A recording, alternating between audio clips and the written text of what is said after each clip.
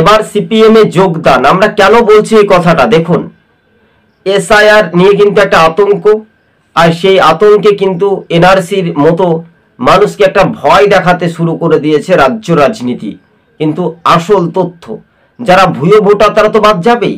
এই ভুয়ো ভোটার নিয়ে শাসক দল বারবার করে তৃণমূল জয় হচ্ছিল এবং ছাপ্পা মারছিল।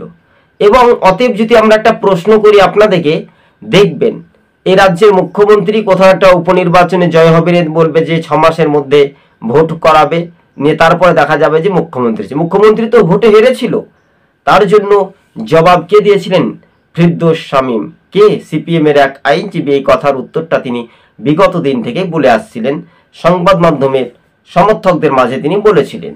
তো এবার সিপিএম এর ঘরের ছেলে ঘরেই ফিরছে, কি চমক! সিপিএম এর জয় কিন্তু নিশ্চিত হতে পারে। 26-এর বিধানসভা ভোটে বাংলায় 800 থেকে 1200 ভোটার লাল ঝান্ডায় সময় কিন্তু যোগ দিতে পারে বিভিন্ন জেলা থেকে। সংখ্যালঘু ভোটার তো তৃণমূলকে একেবারে দূরত্ব, তাদের দিকে আর মুখ ফিরাতে চায় না। এবার বিরোধীদের দিকে, সিপিএম এর দিকে কিন্তু এগিয়ে আসার সম্ভাবনা বেশি।